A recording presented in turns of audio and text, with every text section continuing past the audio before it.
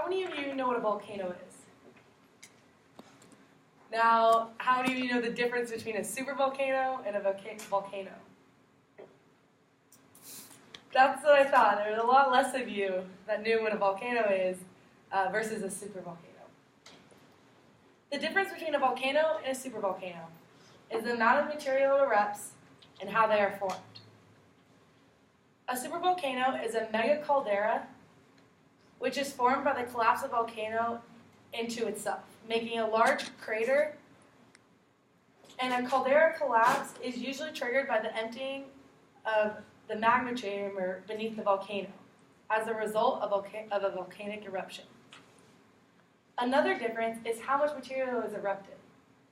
A large volcano that we know erupts about 1 cubic kilometer of material, while a supervolcano erupts about 1,000 cubic kilometers, according to an article called Supervolcanoes by BBC.com.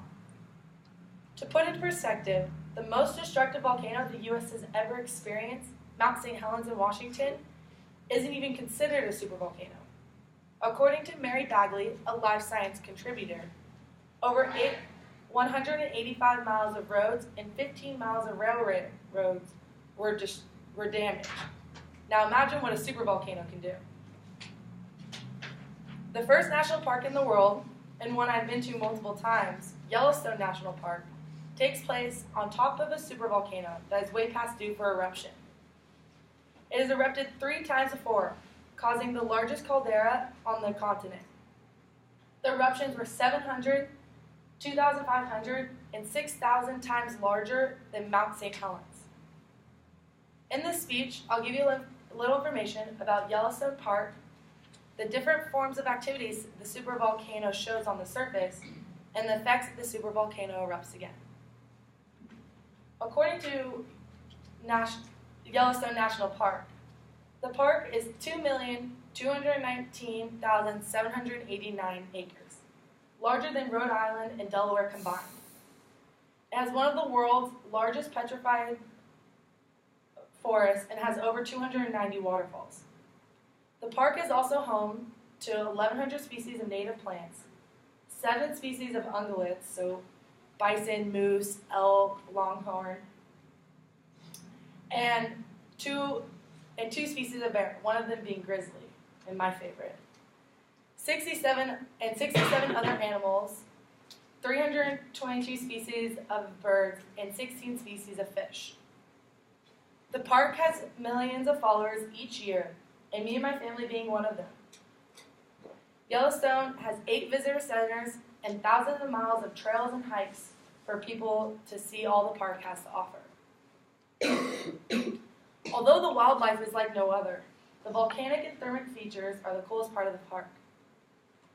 According to an article named Magma Expanse Under Yellowstone Supervolcano More Vast Than Thought, written by Ben Brufeld from CNN, the amount of magma boiling beneath the Earth's surface has a volume of 2.5 times the size greater than Grand Canyon. It is home to one of the world's largest calderas with 10,000 thermal features and has more than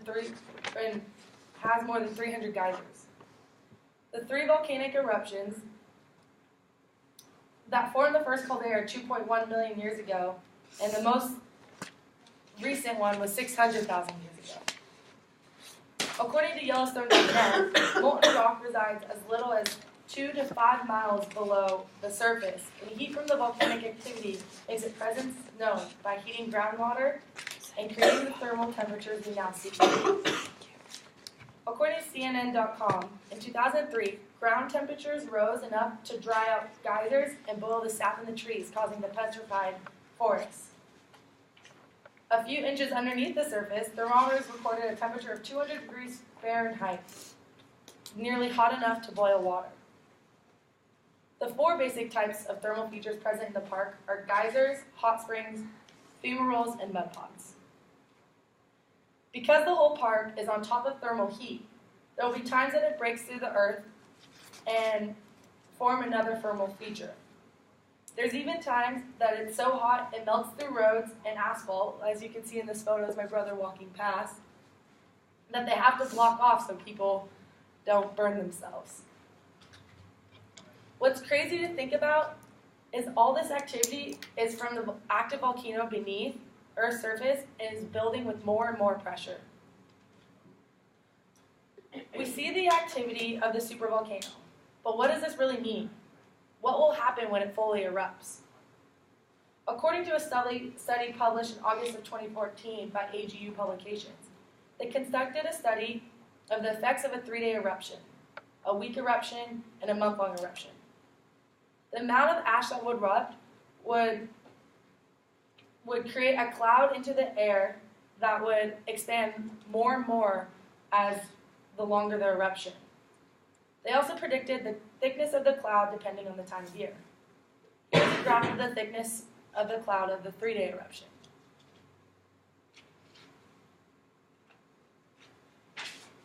And here's the thickness of the cloud of a week-long eruption.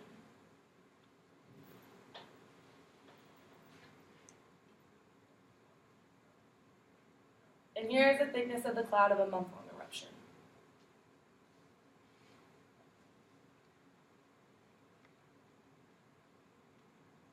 The thickness of ash in the air could have serious effects on our environment. The last eruption, 640,000 years ago, is believed to cause the last ice age, according to BasicPlanet.com. The thickness of the ash in the atmosphere blocked much of the sun rays that heat the Earth's planet. The loss of heat and sun led to many species dying because of the lack of vegetation.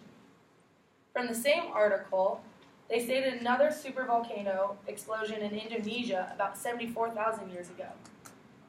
That it killed 60% of the human population. But now Earth has a little over 7 billion people today, meaning more mouths to feed, causing a likely food shortage because of the loss of vegetation. But not only would people be affected from across the world, but the people immediately close to Yellowstone would most likely have no chance at survival. In conclusion, the supervolcano underneath arguably America's most beautiful national park would have detrimental repercussions if it were to rupture. Although the sights of the park are beautiful and attract millions of visitors each year, at any moment, the habitat of thousands of plants and animals would be gone and there would be worldwide effects. Now you know the difference between a volcano and a supervolcano. Will this affect you visiting Yellowstone next year with the thought of it erupting any minute? Well, I know it won't for me because Yellowstone has so much to offer and it's something that is in our lifetime you'll be able to see.